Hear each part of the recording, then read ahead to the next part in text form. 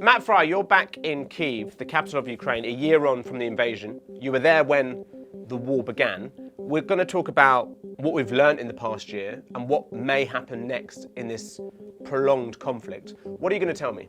I'm going to tell you, Kieran, that a year ago when the war started, I did not imagine myself sitting in this hotel in this city, listening to air raid sirens, with the Ukrainians still controlling their capital, but also 80% of their country, but with the Russians obviously breathing down their neck, and that this war had become about so much more than just Ukraine itself.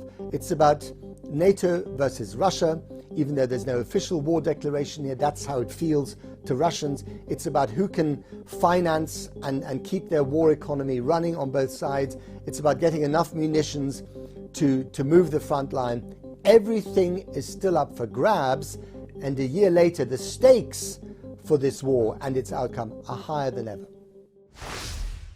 Matt, you're in Ukraine. It's 1 year since the war began. I just want to start by sort of asking you the question, having been there when the first sirens were heard and the first missile struck a year on, did you expect us to be where we are now? No, to be honest, I didn't. Before the war started, almost exactly a year ago, we kind of felt that something was about to happen. And then in the 24-hour period before the actual fighting began, before the troops crossed the border, there were many indications, especially from American and British intelligence, that something was imminent. But most of us, including actually, intelligence services in the US and the UK, assumed that the fighting would be over within a couple of weeks, and very much so in Russia's favor. The only people who thought the opposite were actually Ukrainian government officials, former defense ministers that we got to know quite well, who said, hang on a minute, if the Russians walk into this country, they try and take the country, as they then did, there will be guerrilla warfare, there will be a war of attrition, they will fight them, in the cities, in the streets, etc., which is also not entirely true. What has happened is that this has morphed into a classic war of attrition, almost like the First World War, with trench warfare in the east, and then, the occasional kind of dramatic movement of the front line. But on the whole, the front line in this war has been static for many months now. And there are two different conflicts going on. There is the First World War type of conflict fought on the front line itself, especially in the Donbass and in parts of the south of the country. And then there is the total war fought by the Russians against the Ukrainian civilian population, a bit like the Second World War, but on a much smaller scale, where the Russians bombard cities like Kyiv or Kharkiv on a sporadic basis to try and take out the power supply, as they did throughout the winter, to try and intimidate the local population by hitting civilian centers. These things have been very costly for the Russians, but they haven't really worked because the degree of resilience from the Ukrainian population is still very high. I want to start by talking about Russia and Vladimir Putin's State of the Nation address this week. It was an 100-minute speech. The usual stuff about Russia didn't start this war, attacking the West, attacking NATO. But interestingly, Matt, a large portion of that 100-minute speech was not about the war, but about domestic politics. Is that because Putin had no clear positives to give his people? Or is it something else going on? I think to say it's just about domestic politics and that he's kind of run out of ideas is misreading that speech. That speech that he gave, on the State of the Nation in the beginning of the week is similar to the speech that he gave to the Russian parliament back in October when he announced the annexation of the 4 provinces that they had partly occupied in Ukraine. And really what that speech does is it justifies to the domestic population, to Russians listening at home, what this war is all about in Putin's mind.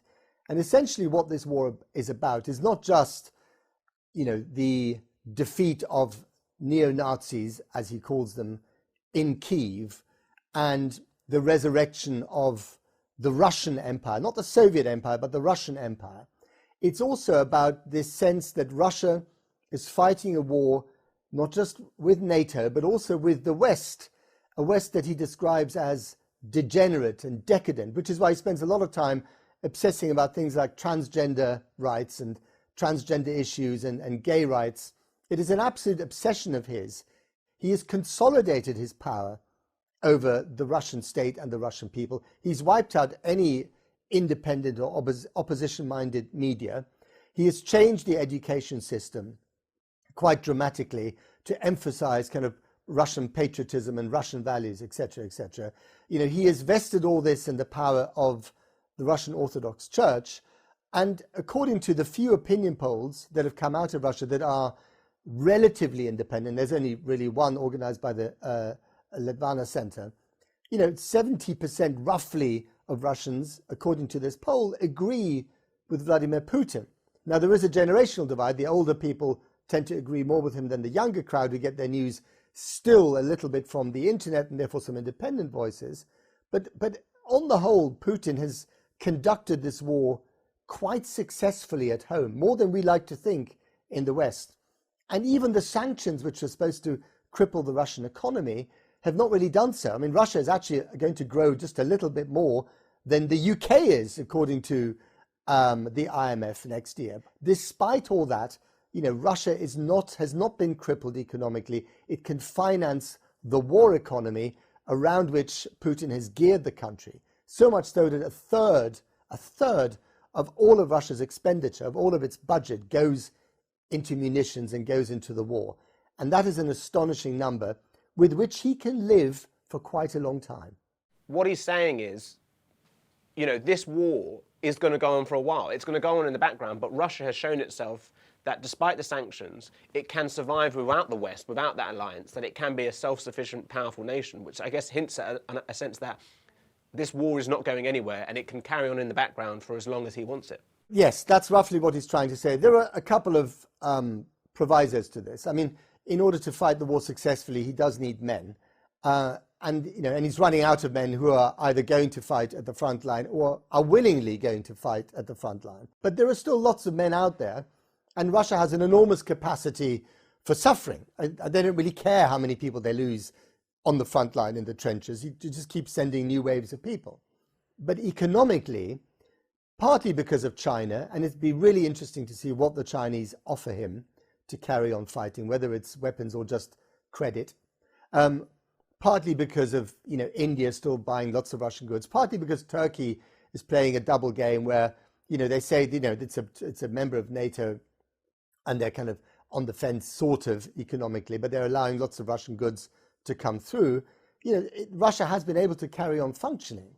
And one last thing before we move on to President Biden and his trip to Poland and Ukraine this week.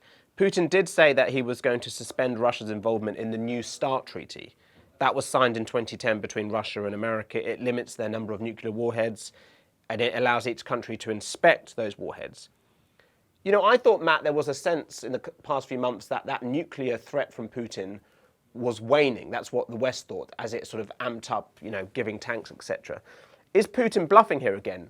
I don't think it's entirely a bluff. I mean, what it essentially says is that the trust between the West, or between NATO and Russia, which was already very frayed, non-existent really, has now completely broken down. And I mean, this treaty is important because it's the last surviving nuclear arms treaty between, the former Soviet Union, now Russia, and NATO. And it doesn't govern, the number of new warheads and missiles you can produce. It's about inspecting existing arsenals, and that inspection regime is vital. And although the defense minister in Moscow rode back a little bit on Putin's rhetorical line, they said, well, we can still do the occasional inspection if we absolutely have to. It does signal a new low for relations between Moscow and Washington. And also, importantly, under this treaty, there's no nuclear testing. There hasn't been any nuclear testing in Russia or indeed, in NATO countries since that treaty was signed, or even before then, for some time. And the Russians have said, we are not going to test, but if the Americans test, we will then immediately test ourselves. And of course, once you start testing nuclear weapons, everyone gets very nervous, as they do when, the Pakistanis do a nuclear test, or the Indians, or indeed the North Koreans. We don't like nuclear tests. They remind us of the awesome power of destruction of these weapons. So, Matt, let's move on and talk about Joe Biden, who made this unexpected, historic trip to Kyiv on Monday. A visit, he said, to reaffirm the US's unwavering commitment to Ukraine's democracy. He then went on to Poland and gave a speech in Warsaw. But just Just explain to me, summarize why that trip was so important, so historic from Joe Biden. Well, it's important because Joe Biden represents the country that's given Ukraine more support rhetorically and militarily and financially than any other nation. It's important because to show up for an American president in the middle of a hot war in a country where the American military is not present, where they don't control the infrastructure, is, on paper, astonishingly risky. And the man is 80 years old. He's not not in the fittest of fettle. So for him to turn up here, and by the way, contrast that with the idea that Putin has not even bothered to go to the Donbass, which is, tightly controlled by Russian forces and has been for a long time. Putin doesn't show up anywhere near the front line. He barely shows up in public. And here is Biden, an old man in Kyiv, not surrounded as American presidents usually are by a vast private army of Secret Service. I mean, there was some Secret Service here, but the security for Biden was provided by Zelensky and Zelensky's people. And, he doesn't come by, chopper. He doesn't fly in on Marine One, or let alone Air Force One, because no one flies into Kyiv at the moment. He comes by train, which is sort of wonderfully early 20th century. But of course, remember, Biden loves a train. He made a huge deal out of, commuting, as you know, from Delaware, where he lives, to Washington, D.C., to the Senate for decades by Amtrak, by train, every single day. And indeed, he came on this train. It was a Ukrainian train, not an American train, although I'm sure that the Secret Service had a good look at the armor before they put him on it. So this is a very powerful image. And of course, to the Ukrainians, for him to show up here, means, I'm sorry to say, Boris Johnson or Emmanuel Macron or Rishi Sunak, means a lot more to them than these other people showing up who've also come. Although, of course, in his press conference, he didn't unpack any shiny new toys or gifts. He didn't bring the long-range missiles the Ukrainians had hoped for, or the F-16 fighter jets. He brought more money, more munitions, more artillery, more anti-aircraft stuff, all important. And I want to get onto those sophisticated weapons in a bit, and in terms of where the war goes next. But, Joe Biden then went to Poland. He spoke in Warsaw. He described this about being a fight between democracy and autocracy. Ukraine will never be a victory for Russia. Never, he said. He then was speaking in Poland, and he then went to speak to the so-called Bucharest Nine. That group formed after the Russian invasion of Ukraine back in 2014. They're former members of the USSR, or the old Warsaw Pact.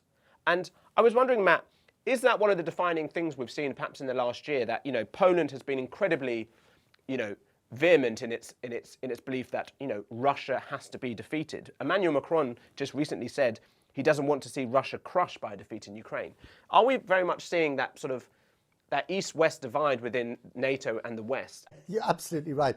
The Eastern Europeans are driving the response, the NATO response to Russia, strategically, militarily. They're the ones who are prepared to, spend more money on weapons, give their fighter jets to the Ukrainians, have their troops on standby, etc., etc. But they can only do so really if it's been financed by the other side of NATO and Western Europe, which is the Germans, the Italians, the French. So it's a sort of perfect marriage between Eastern European urgency, Western European money, and of course tanks as well, because we know that the Germans are giving up their Leopards, and so are the Spaniards, and the French are giving their tanks.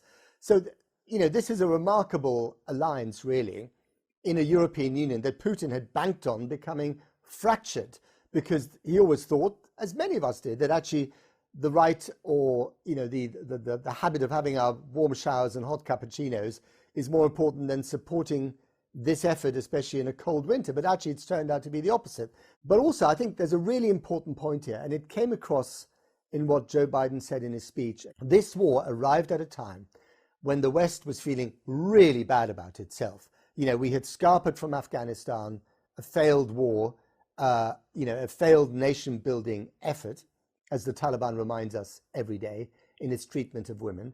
We had populists, running governments in Washington, in London, trying to run governments in Paris, threatening, the government in Germany. Populists who didn't really believe in the post-World War European order. And in a sense, this war, however awful it is, has made the West feel much better about itself, has rebooted those Western values, has kind of renewed the vows between our leaders and the things that the West is supposed to stand for, because there's an obvious contrast to this, and that is Russia. And of course, it is, the rest of the planet having to decide which side they're on eventually. A lot of people are sitting on the fence. Not everyone is siding with America. The Chinese aren't. They're interested in, the success of autocracy. The Indians are very much on the sideline. South Africa is on the sideline. Most of Latin America, if they've got a voice in this at all, are siding with the Russians. Just a reminder of where we are with the war. Remember, before last year's invasion, Russia had already annexed Crimea in 2014 and supported forces who controlled parts of Luhansk and Donetsk in the Donbass. When the invasion began, Russian forces took swathes of land in the south, the east and the north, and they were not far from the capital, Kyiv. But the advances were short-lived, and just over a month later, Ukrainian forces had retaken land north of the capital and in the surrounding regions. More counter-offensives in September and November saw Ukraine push back the Russians around their second largest city, Kharkiv, and they retook the city of Kherson. That was the only regional capital in the Donbass that the Russians had held. And they crucially retook the city of Kherson. Now, both sides are stuck in a stalemate, although Russia controls almost all of Luhansk and large parts of the Kherson, Zaporizhia and Donetsk regions. Russia controls about 17% of Ukraine's total landmass. And it's incredibly difficult to estimate casualties on either side. The UK Defence Ministry recently said it believed Russia had lost 60 to 40,000 troops, and there could be as many as 180,000 casualties. US officials put it closer to 200,000 casualties.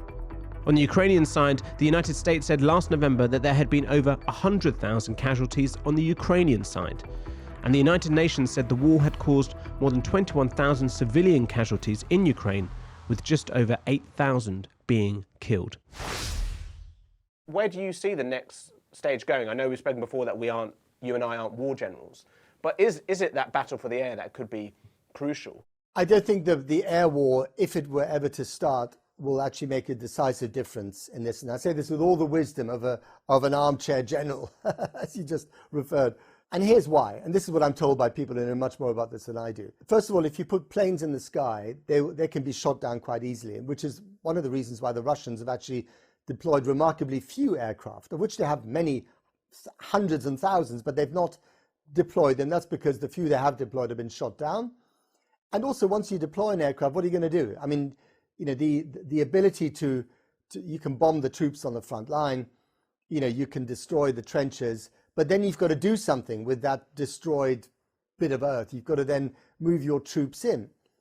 And there are several problems here. One is the attrition rate of casualties. So we estimate that the Russians have lost something like 200,000 men, right? 200,000 men to death or injury in a year. Now, these are not official numbers, of course, but even in his speech yesterday, Vladimir Putin acknowledged that there were huge losses because he talked about the importance of setting up veteran funds, helping the families of the veterans. Now, you wouldn't say that if there wasn't a problem.